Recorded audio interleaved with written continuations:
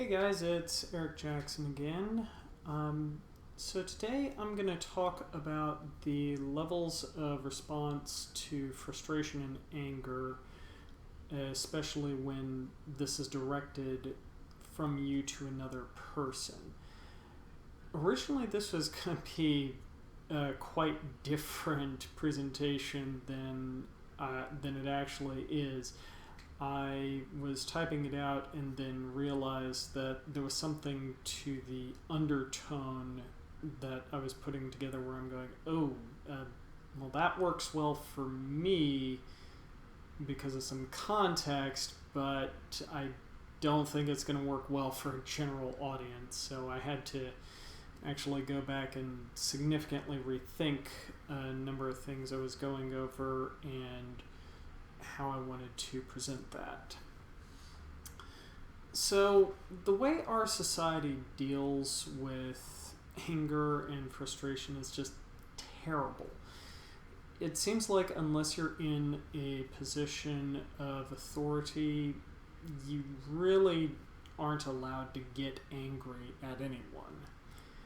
And there are a lot of anger management programs out there that seem to be trying to turn you into some sort of Buddhist monk or some sort of Jedi master on that.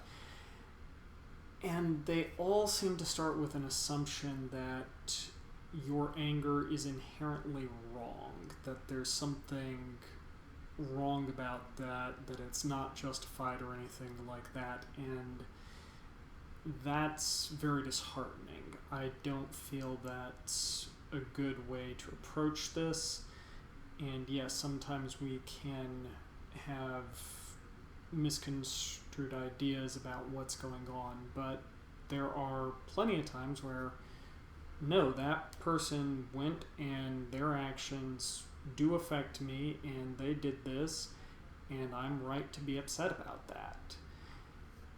And this is where I'm coming from today. I'm going to go over how the different perspectives work and ways that you can manage emotions a little better in that regard. Now, first things first, your emotions matter. They add flavor and depth to our lives, and your emotional state is going to drive you to achieve various goals. I actually heard in one of the books I was reading it was an article that we only start to learn how to walk when, as babies, we get frustrated because we're tired of crawling. We're tired of just not being able to move. That's when we start learning to move. Emotions provide the spark that call us to make changes. And emotions are very much like breathing in that they are a natural and involuntary process. You're always going to have emotions. There's no Vulcan discipline that's going to get rid of your feelings, but you can learn to guide and direct them. Okay, now wait a minute. How is guiding and directing my anger any different from the voodoo of the other guys who you said were doing it wrong, is what you might be saying. Well, in practice, it's very similar, but what I'm talking about today will get into how to look at anger first by accepting where you are and then seeing it from 3 different perspectives. You get to choose how you respond to things that irritate you. To use a phrase from Batman, the mission comes first. Your mission is to act like the hero you are, and when you set that as your prime goal ahead of your irritation, then it makes it easier to overcome whatever frustrations there are. Your frustrations are certainly justified, but you are choosing to put bigger goals ahead of that. and you can use the anger and frustration to help you direct and maintain control. Now, most of us have a tendency to lash out, even if it's just verbally, when we get upset. And I bet you've got a number of interesting and unique swears at various drivers on the road just for those occasions, because, well, it seems like we got a lot of bad drivers. And in the moment, that may feel good to let that jackass know just what you think of them, but there may be some repercussions down the road that, because you gave in to that impulse, come back to bite you. So when you start learning to manage your anger, the easiest of the three perspectives is this first one. The other person is beneath your concern. That's the first perspective. Now, you've probably been told growing up that someone isn't worth it. They're not worth your frustration.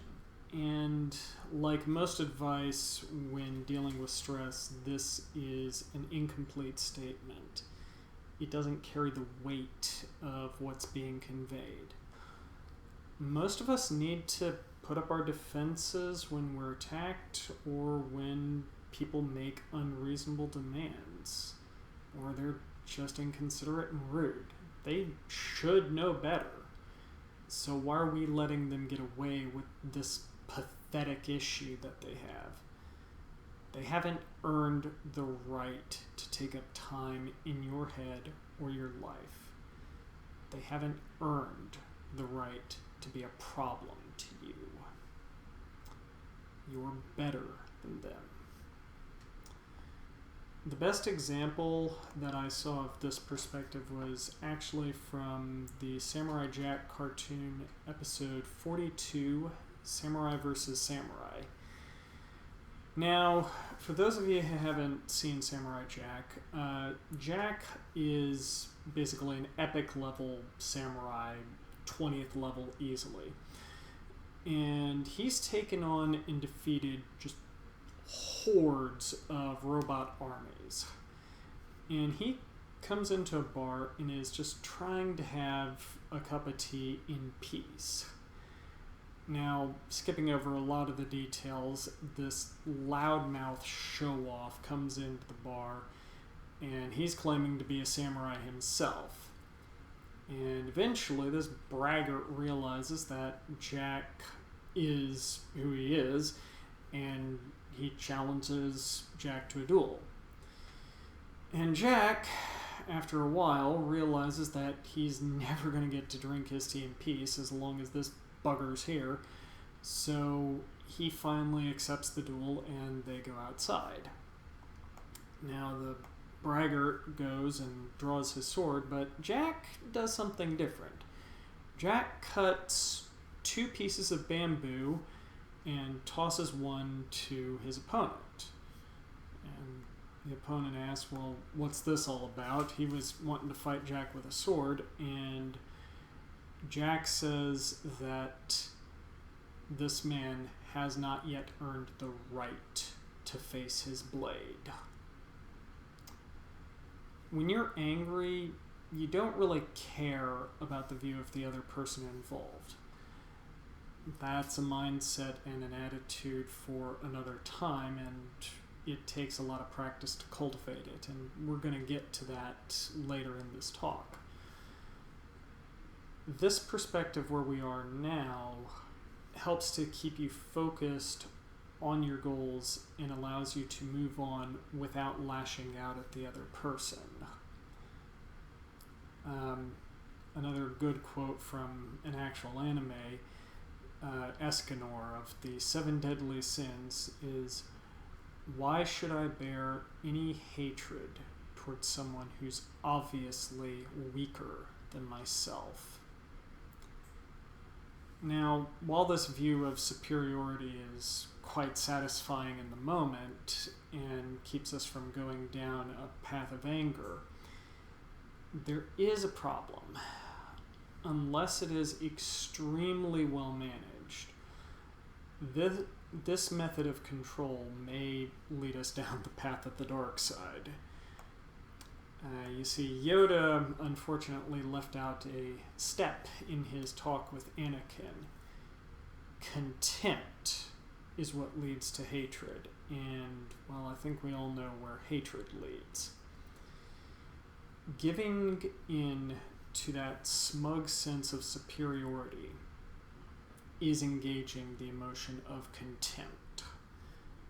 From his book, Blink, The Art of Thinking Without Thinking, Malcolm Gladwell, the author, discusses the work of a Dr. John Gottman, who was looking at the emotional health of couples.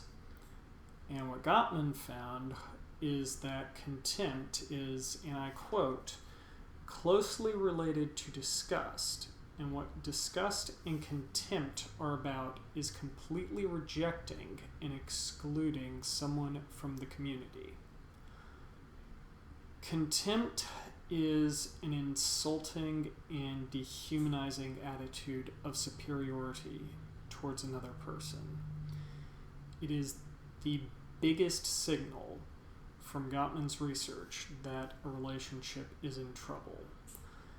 Gottman has even been able to predict how many colds a partner will catch if contempt is present in the relationship, because the psychological stress that contempt puts on the recipient if the person is somewhat aware of it.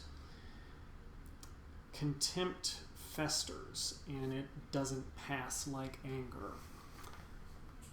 And it is one of, if not the most dangerous of the emotions that a person can have. And any attitude that encourages you to think of yourself as superior or creates an us versus them mentality lays the groundwork for some incredibly harmful behaviors. It becomes very easy to harm another person if you don't think that they are at your same level. If you think that they are lesser to you, it can be incredibly dangerous, and that is why this is an approach which I mention, but one that should be taken extremely cautiously, if at all. And this is the reason why so many anger management courses kind of adopt that Buddhist mindset philosophy in dealing with anger, though I doubt that many of them are aware of it. The goal of a more monastic view towards stress and anger is to maintain your composure and avoid creating contempt, which is what the next video is going to be about.